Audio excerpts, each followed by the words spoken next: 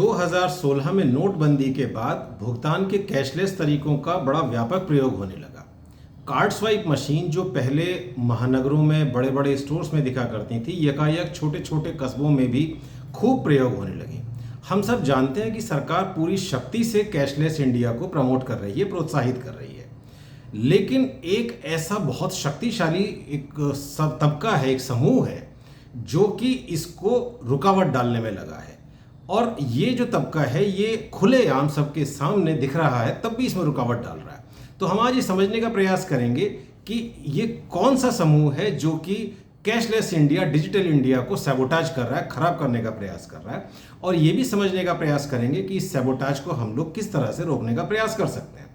जो हमारे डिजिटल या कैशलेस भुगतान होते हैं उनके बहुत सारे फायदे हैं। पहला फायदा तो ये है कि डिजिटल भुगतान से छुट्टे पैसे की समस्या खत्म हो जाती है। जाली नोट, फटा नोट, इन सब की समस्या खत्म हो जाती है। और इसके अलावा बाजार में खरीदारी के समय पैसा कम पड़ जाएगा, ये समस्या नहीं रहती। जो हमारी कैशलेस मनी है उसको कोई चोरी नहीं कर सकता, जेब नहीं कट सकती है। और क्योंकि ये सारे के सारे भुगतान रिकॉर्डेड होते हैं तो इसलिए इससे काला धन नियंत्रित करने में भी हमें और हमारे देश को मदद मिलती है। हमारे एक पूर्व वित्त मंत्री को ये चिंता थी कि देश में छोटा दुकानदार, छोटा व्यापारी किस तरह से जो डिजिटल इंडिया या कैशलेस पेमेंट है उसको करेगा। तो उनकी इन शंकाओं को धता बताते हुए जो हमारे देश में इस समय छोटे छोटे दुकानदार हैं उन्होंने भी कार्ड स्वाइपिंग मशीन लगाई हुई हैं। चाहे वो मूंगफली बेचने वाला हो या फिर इवन बधाई गाने वाले हों, वो सब QR कोड लेके चलते हैं और कैशलेस पेमेंट लेते हैं। मजदूर हो, ऑटो रिक्शा वाला हो, ई रिक्शा वाला हो, आपको सब जगह पे QR कोड दिखाई देगा। सब जगह डिजिटल भुगतान सहर्ष स्वीकार किए जाते हैं। जो हमारी डिजिटल भुगतानों की संख्या है और उनके जो वॉल्यूम है, यानी उनसे जो धनराशि का जो इधर उधर मूवमेंट हो रहा है, वो रोजाना नई ऊंचाइयों को छू रहा है। तो ऐसा लगता है जैसे कि एक दिन हमारा पूरा देश एक कैशलेस अर्थव्यवस्था बन जाएगा। लेकिन तभी हमें दिखता है कि ऐसी संस्थानों का एक समूह है जो कि इस डिजिटल इंडिया को, इस कैशलेस इंडिया को खराब करने का प्रयास कर रहा है। देखते हैं, समझने का प्रयास करते हैं कि वो कौन है।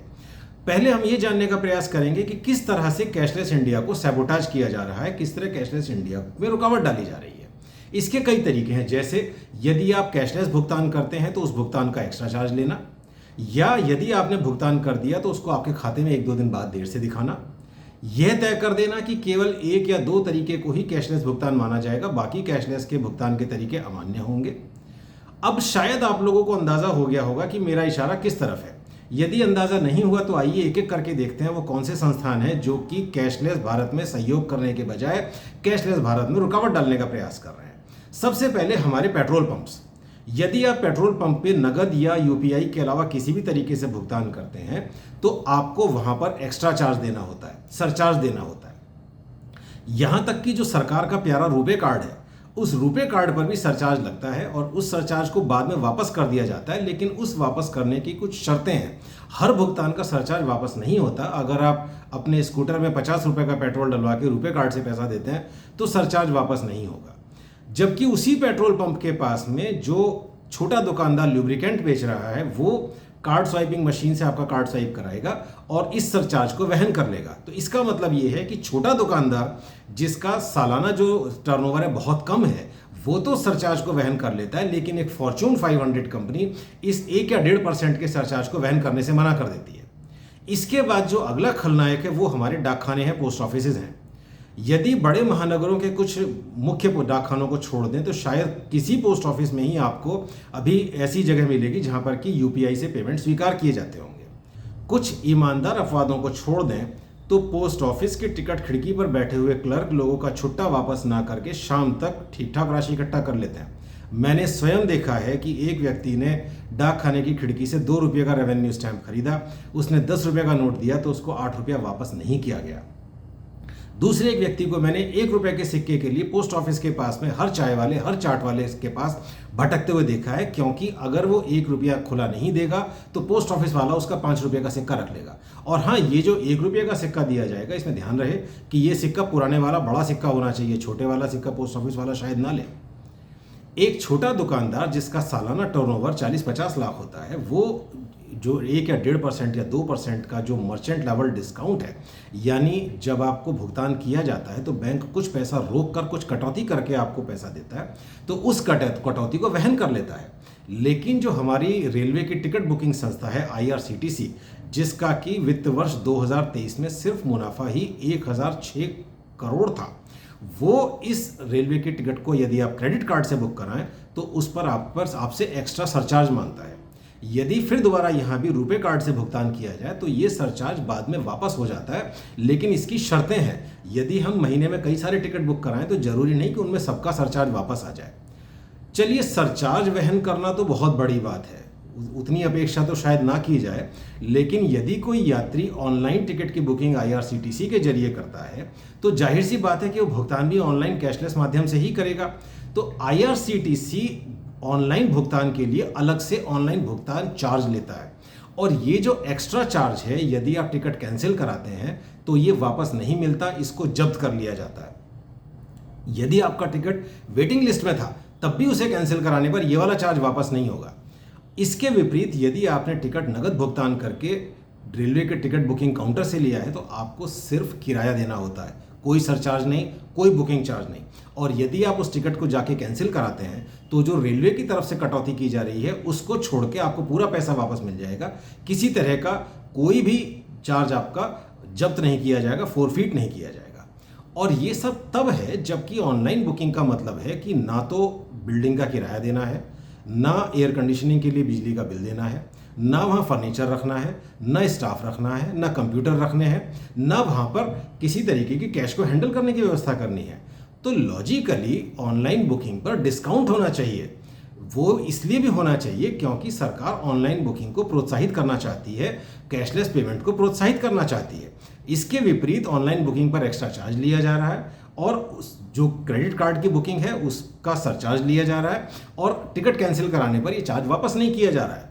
ये सब देखते हैं तो हमें आश्चर्य नहीं होता कि 2024 मार्च में जो वित्त वर्ष खत्म हुआ, उस वित्त वर्ष में IRCTC का जो रेवेन्यू था वो 4300 करोड़ था। और जब आपका पैसा रख लिया जाता है तो आप ये ना समझें कि इस पैसे से रेलवे का घाटा कम हो रहा है, क्योंकि IRCTC रेलवे से अलग एक स्वायत्त संस्था है। अब जब IRCTC इस तरह कैशलेस इंडिया को सबोटाज करेगा तो भारतीय रेल कैसे पीछे रहेगा। भारतीय रेल ने अनरिजर्व टिकट के लिए, जो सामान्य अनारक्षित टिकट है, उसके लिए एक UTS ऐप बनाया है। जिसने UTS ऐप प्रयोग किया है वो जानता है कि यह UTS ऐप बहुत सरल नहीं है। एक बार मैं रात को रेलवे स्टेशन पर गया तो वहाँ पर क्योंकि स्टेशन खाली था तो इसलिए जो बुकिंग की जो क्लर्क थी महिला, वो सो रही थी। तो मैंने सोचा इसको सोते को ना उठाया जाए, और मेरे फ़ोन में UTS ऐप है, मैं इससे प्लेटफॉर्म टिकट खरीद लेता हूँ।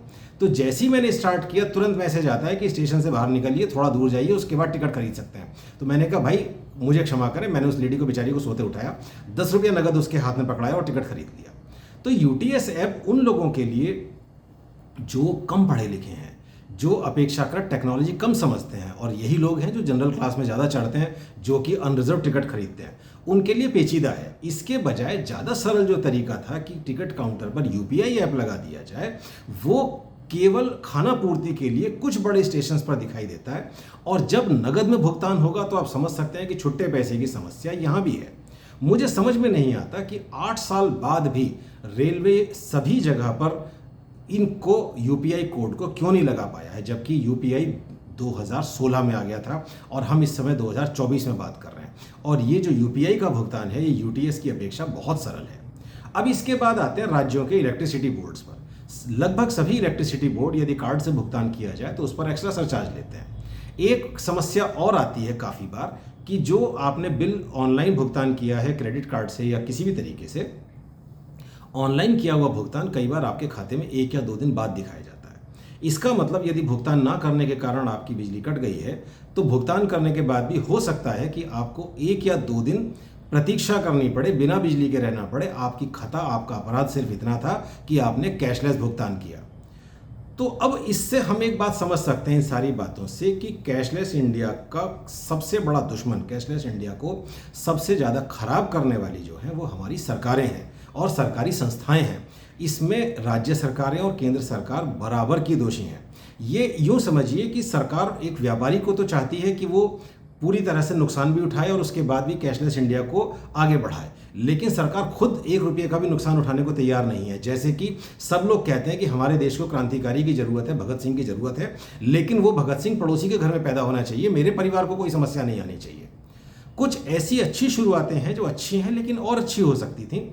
उनमें कुछ कमियां अभी भी हैं, जैसे कि मुंबई का चलो कार्ड या देश की राजधानी का दिल्ली वन कार्ड।